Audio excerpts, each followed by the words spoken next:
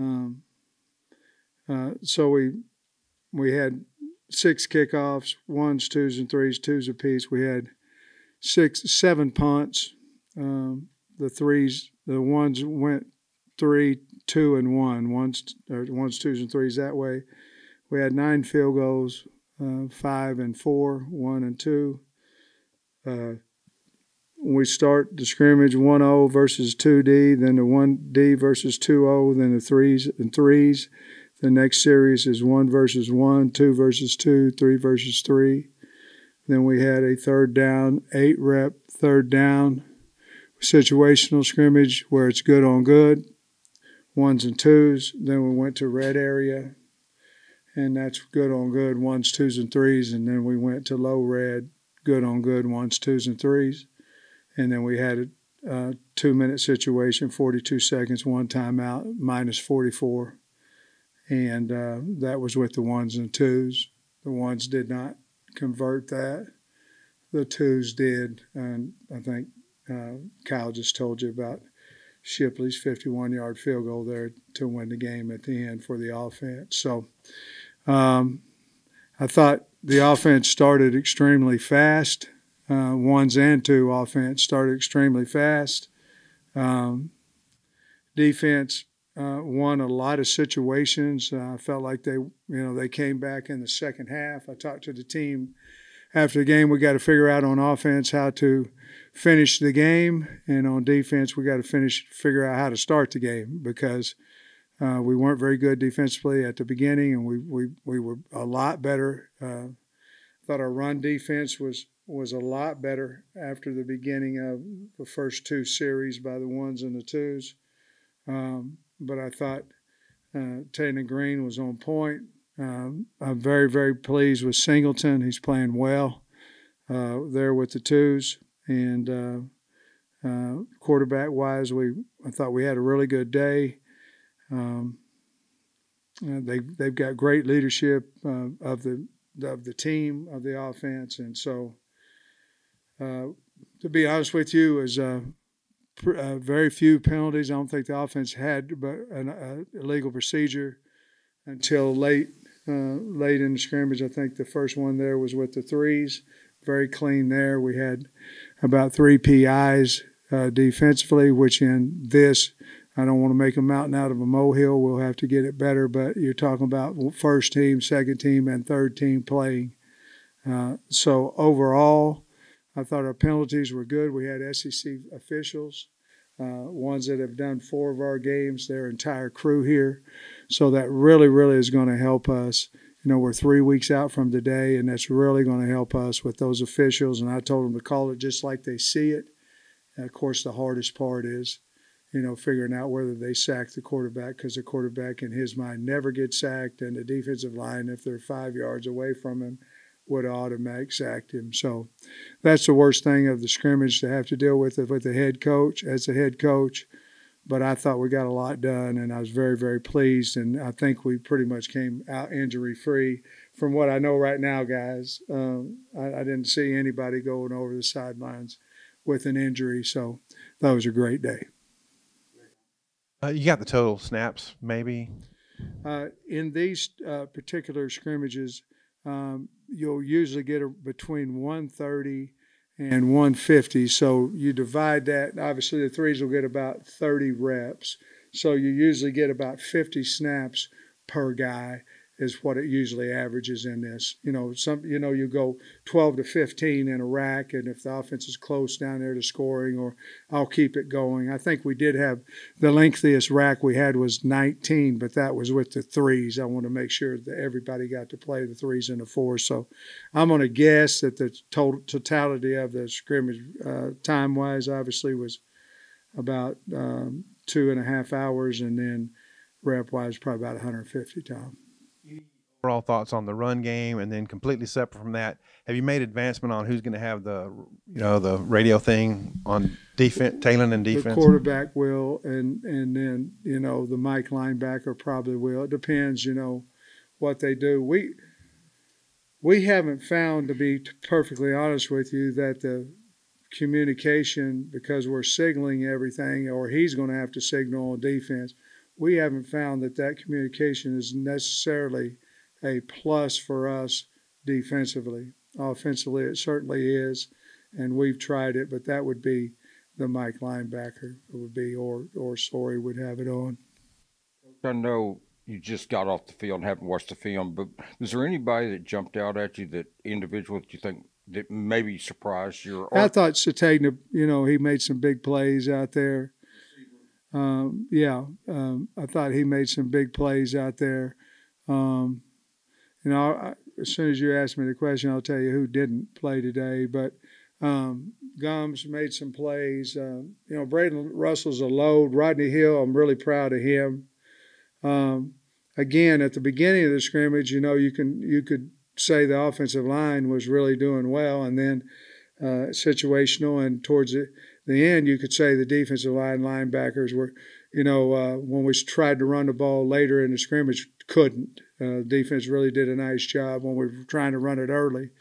But if you're just talking about people, Jaden Johnson stuck out to me. Our linebacker core stuck out to me. Obviously, Landon Jackson.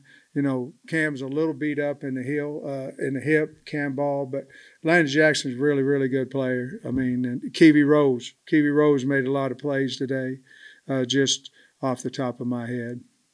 Yesterday that Keevy's really coming on pretty strong. Is he making a case to possibly push for that other tackle spot? Absolutely. No doubt about it. We're really pleased with those four, those inside guys. Ian Griffard made a really good play, first play. I think, didn't we run it the first play of the game? I think, no, we play action threw it to Satagna for about 50 or 30 or 40, whatever it was.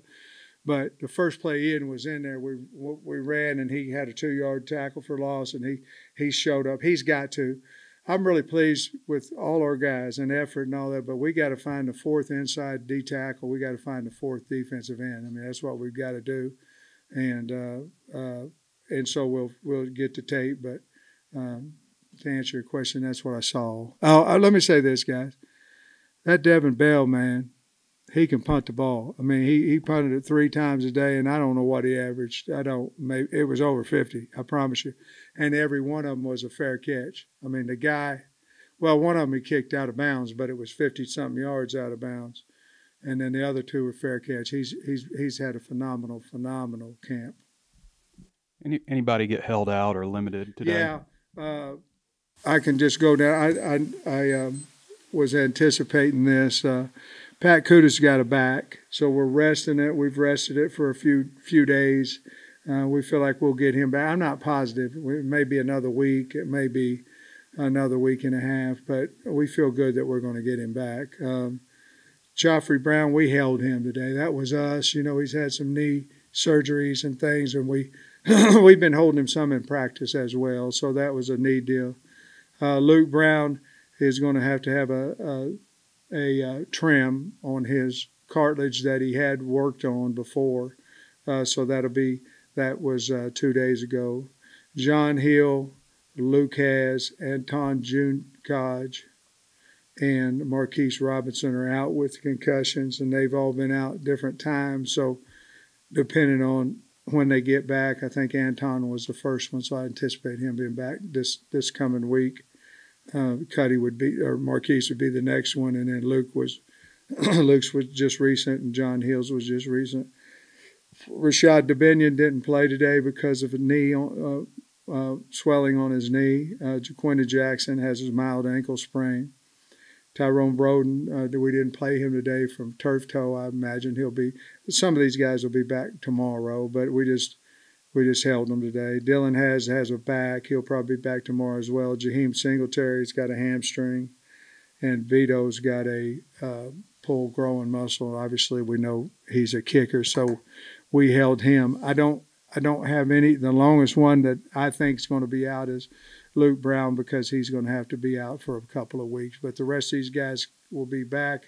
I think if we forced half of that group to play today, I think they could have.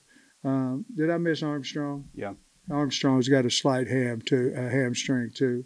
I think they could have played if we pushed them. When I was in high school, I hamstring and I had a growing. And I don't know if I'd have got out of the way of that damn guy hit me in front of my knee or not. But we didn't play anybody today. We're trying to get better today, and we felt like as a staff that it'd be better to hold these kids, get them back healthy, and then because we still have another scrimmage and some other live reps going on. So we decided to do that. It doesn't sound like many long-term injuries, No, but none of these guys are long-term. I'm not worried about any of those guys. And I'll be honest with you, Trey, sometimes in these first scrimmages you can hold guys a little bit if they're a little – not bumped, but if they're, there's some ligament problems that could magnify because of the portal. You got to look at guys, and it's really good. You don't want to put a guy in that's a 2 that you're looking at the first time against the 1s in a live situation. So we looked at it as much as we could as a positive, and I felt like we came out of the scrimmage that way. You mentioned Braylon just a little bit. What has he done that you have been impressed with, and where do you think his ceiling is maybe this year? Well, he's going to help us. I mean, he's going to be in the rotation. He's going to help us. He's a good player. He's a hard runner, but he's also faster than what you might think, and he's got a bad to the bone stiff arm. I mean, he's really good with that, and his consistency of hitting the hole hard is what he's got to improve on, and he knows that. He won't be disappointed that I said that. He knows that. If he does that, he's going to become a really, really good football player, really good back. We heard the kicking statistics, but just after we've talked a lot about them struggling to kick in the stadium, you feel like that's gotten better? Man, 8 for 9 today from different places on the field, different. I'm so proud of those guys. I'm proud of Shipley now. I mean, he struggled, last year, not anytime, just in the scrimmages, but to come in there and hit a 51-yarder when the game's on the line today was big, and obviously Kyle, right? Kyle had told you about the other ones, and none of them were we had one extra point, but then I just kept moving. I moved it everywhere because I know they can make extra point. I wanted to see if they could make other distances, and I was really proud of all those guys. They competition in anything really helps, and that's what we have, and it's been really, really fun to watch. You said Malachi has been playing well. Just where do you feel like the competition's at with him and KJ? Well, I mean, Malachi's definitely the 2 right now. I mean, there's no, KJ and Boda are fighting it out there to continue to move up on the depth chart. But Malachi's played. I mean, you'll have to ask Taylor about that because he sees him in a different light than I do because he knows all his reads and all that. But I tell you what, he's throwing the ball well. He's getting the ball out of his hand, and he's a terrific runner as well. 2 guys at practice that we've seen bouncing in different positions, Anthony Switzer and Addison Nichols. Did you bounce them around today? I know Addison maybe has been with some guys missing out. You've moved him to guard, but what did you see from them, and where did they primarily play today? Guard, he played. Addison primarily played guard. And you asked about Switzer. Switzer played both. He played hog and he played inside, and played with the 1s and played with the 2s. The other day, open field tackle, he's just trying to kill everybody, and I felt like he did a much better job today in space getting guys on the ground. With Tyrone and Andrew out today, who other than Isaiah, which receivers maybe impressed you? Man, Taylor. Dozier, that's right. Dozier made some big catches. He catch a couple touchdowns maybe. Made some big catches in there, and 82. Monte Harrison caught some balls today and turned up and ran pretty well with it. And of course, who was the one that come wide open on a busted play? Monte, that was him. But he also made a couple stop routes and turned the ball up and made some plays there. He's going to help us. He's a good kid, good young man. Hey, Sam, there was a story yesterday you were quoted about saying you were in favor of these injury reports if they were, mandatory and uniform. What are the benefits of it? Well, I think some of it is guys, you guys, if a kid's out, okay, and you just say he's out, for me, if I say he's out and that's it, then sometimes, and y'all get frustrated with it because you want to know why he's out. Sometimes I don't want to tell you why he's out, and you understand what I'm saying. Sometimes it's disciplinary reasons. Sometimes it's a death in the family. There's sometimes, you know what I mean? And sometimes he's injured. You know what I mean? So to me, I'm for it because out is just out, and then you go from there. So, and I think the NFL does it that way, and so I'm for it, and I think it will help, especially with the quarterback situations. You can't say, well, I don't know. I mean, if he's out, he's out, and you've got to say it. So I'm all for it, and I'm all for it because there's sometimes even guys' legality why we can't talk about why we're not playing a kid, and it just makes it, to me, a lot more cut and dry, a lot more easier, a lot easier on me to not worry about getting sued or something too.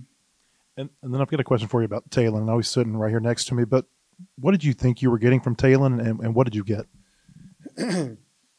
Not what we got, to be perfectly honest with you. I knew he could throw the ball. I knew that he was fast. I didn't know the kid. The kid is more valuable than the athleticism, to be perfectly honest with you. And I tell you, I don't want to put words in his mouth, but he's not a running quarterback. He can run. He's a thrower, but he can run now. And guys that have his athletic ability a lot of times get categorized as a running quarterback. This guy's a quarterback that if you break down now, he's going to take off, he's going to hurt you. And but I think it's the culture, the leadership, and we got Sori sitting in here too. It's the culture and the leadership and the value that they bring. You'll never hear either one of them complain. They know that is vampire energy. They don't want that. They're tremendous team guys. But to answer your question, no, I had no idea what we were going to get in him that we've got. No idea. I don't know that you can, but it's been very, very special. Going back to Nichols, how y'all have been bouncing him and Wiggins kind of back and forth between center and guard. Have you determined like maybe Nichols is better at guard when Wiggins is at center, or is that still kind of like a work in progress, kind of figuring that out? I think if we started right now, fair question. I think if we started right now, it would be Nichols at guard and then Wiggins at center. And Monte Harrison, his name keeps getting brought up this fall. Has it surprised you at all that he's been able to come right in after 10 years away from football? Not if you really look at his body, his athletic ability, and even you go back to his high school tape, Again, you got to look at the kid after that, I mean, talent, that's what's frustrating about talented kids. If they can't get the job done because they're talented, then there's something going on up here that's keeping them off of the field, whether it's work ethic, whether it's attitude, whether it's whatever. This guy, I knew he was very talented. I didn't know him, but I had a high recommendation from a guy I love that told me that he's a wonderful person, and he was right about that. So I probably thought he would progress hoping about what he has. I'm not sure that we've talked to you about this yet, but just with the rule change that removed the limit on the number of coaches you can have, basically, just do you have plans for staff changes with that? How has that kind of changed practice? But not right now because the rule changed, right when we had our staff. Maybe in the future you look at some other opportunities there. But I tell you what it's helped us with is, when they allow you to have 120 in camp and you can two-spot, you got guys on the other field that have been coordinators at D2, 1AA, have been, that guys were using, where you were using their brain, where now we can use them to actually coach on the field. So I think the benefits come more from individualized teaching, but it also comes from you can get extra reps for your developmental guys, not your ones and twos, they're going to have the same amount of reps, but for your developmental guys and the coaching, like Miles got down there coaching the quarterbacks on the two field. I think there's so much benefit from that, and that's why we two-spot a lot, and I think that allows us to do that, and it's going to allow us to develop our team faster, in my opinion. Hey, Sam, I think Kyle said you guys had 7 kickoffs. You said Vito was out. I was wondering who handled kickoffs. That's a good question. Who handled kickoffs? Devin Bell, and who was the other guy? Shipley didn't do it, right? Who? Oh, yeah, Vondermeeden. Okay, I know Devin. He kicked. Bell won the kickoff job in the spring now when everybody was healthy. Oh, okay. And he can boot it. And then now this is a little different, but I was talking to Chris Buckham yesterday. He said he really appreciated, I guess, you and Charlie Williams getting Roger Stone and his thrower into pro day. He said you don't just get to walk off the street into that, but he's probably going to do trade. Did you? I know you're focused on. Can you practice. believe that? I just wonder if you knew what he did. He won the freaking Olympics in the discus, and set it what an Olympic record. The guy's incredible. You know, he's coming in here, man, I'd like to play football. And the dude's an Olympic discus thrower. I said, you need to go out there and keep chunking that thing. My Lord, congratulations to him. And Bucky and all them. Man, that's incredible. Gold medal guy out there running around trying to make somebody's team in the NFL. Did you know that, guys? That guy that worked out in pro day won the Olympics in the discus. That's crazy. It's unbelievable. Coach, there's some optimism around the program from a lot of people, I think including you, but how much is Bobby Petrino contributed to that optimism? I mean, well, I think he was automatic bringing optimism to the program when we hired him, you know, because of the success he had here as a head coach. I love Bobby. He's done a really good job helping me I run him and Travis. I run a ton of stuff off of them. And usually it's, yeah, I think we should do that. And sometimes it's, you know, what do you think about this? What do you think about that? But the thing that Bobby brings to our program is just, and Travis as well, Bobby brings that swag to the program. He brings that belief of our players. They believe in whatever he says that it's going to work, you know, and the schematics of how it's going to work. They believe that he knows all the answers for that. And there's a lot to be said about that when you're coaching kids and they're not questioning how you're coaching them. They're going, if he tells me something and I do it like he says with my athletic ability and my mind, it's going to work. And I think that he has a very unique way with people. And I think, I think Taylor could probably answer it better than me, but that's how I feel the kids see him. Yeah, did you change your access policy for high school coaches this year, this camp? I don't think so. We just closed everything down, and then I'll have a guy maybe that has a player in here and that call me, and I've never said they can't come. Closed is closed, and then somebody will call me and we'll certainly let them come to practice.